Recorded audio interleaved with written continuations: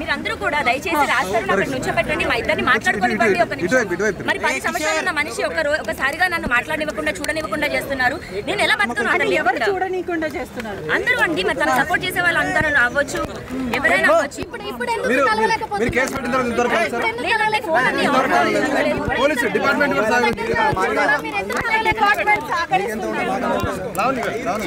ఏమి తప్పు చేయని మనిషి ఎందుకు తప్పించుకుంటాడు?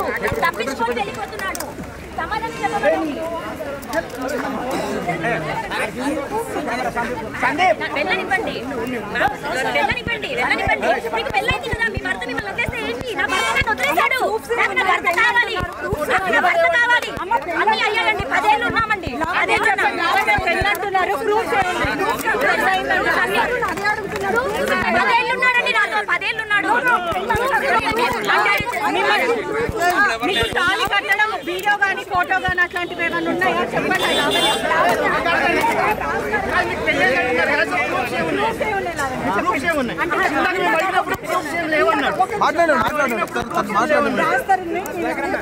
పెళ్లి గురించి రాస్తారని ఏం చెప్పాడంటే చూపించిందా అని అడిగాడు.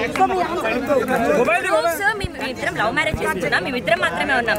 మేము పెళ్లి చేసుకున్న 3వ నెలకి మేము పెళ్లి చేసుకున్న సెల్ఫీస్ ఉన్నాయి, సబ్మిట్ చేయడం జరిగింది. పెళ్లికి సంబంధించినవి గుడిలో నా మెడలో తాళి ఇలా కట్టినప్పుడు మేము ఇద్దరం దిగిన ఫోటో ఉంది, అది సబ్మిట్ చేయడం జరిగింది. అవి సబ్మిట్ చేయడం జరిగింది. 10 ఏళ్ళు నాతో ఉన్నాడు, అదే పెద్ద ప్రూఫ్ అండి. అన్ని ఉన్నాయి, చేసేసామండి. అన్ని సబ్మిట్ చేసాము, అన్ని చేసాము. కేసు అయింది, ఎఫ్ఐఆర్ అయింది. ఇప్పుడు నాతో నిన్న పడుకున్నాడు, నాతో నిన్న తిన్నాడు, నాతో అబార్షన్, అవన్నీ పెట్టాల్సిన అవసరం లేదండి. అవి ఏం జరిగాయో అవి మేము కోర్టుకి ఇచ్చుకుంటాము. అవును, డెఫినెట్ గా 2 సార్లు చేయించాడండి. పిల్ల అప్పుడే వద్దని 2 సార్లు చేయించాడు.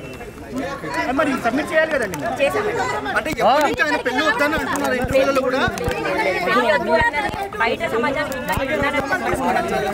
అదొక కారణంగా చెప్తున్నాడు, అంతే తప్ప ఎందుకు అర్హత లేదండి. అతను నా ఇంట్లో నుంచి పారిపోయాడు.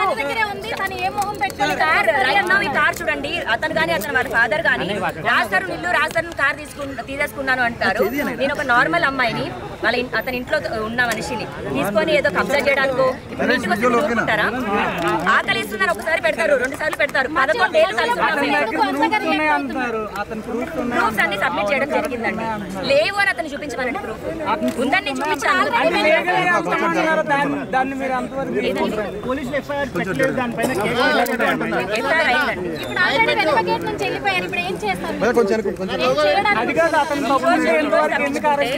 ఈ రోజు తప్పించుకుంటే రేపు దొరుకుతాడు కదండి. రేపు వెళ్తాను. అతను నాకు సమాధానం చెప్పనంత వరకు నేను వదలను. చేయాల్సిందంతా చేసి వదిలించుకోవాల్సినంత వదిలించుకొని నేను లీగల్ గా చూసుకుంటాను. మా లాయర్ మాట్లాడతాడు అంటే కరెక్ట్ కాదు.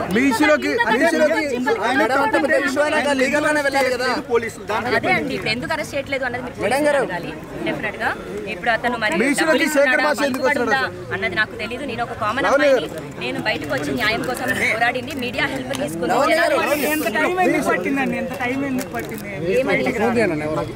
నాకు 10 ఏళ్లలో ఇప్పుడే కదండి నన్ను వదిలేసింది. ఎప్పుడు వదిలేసి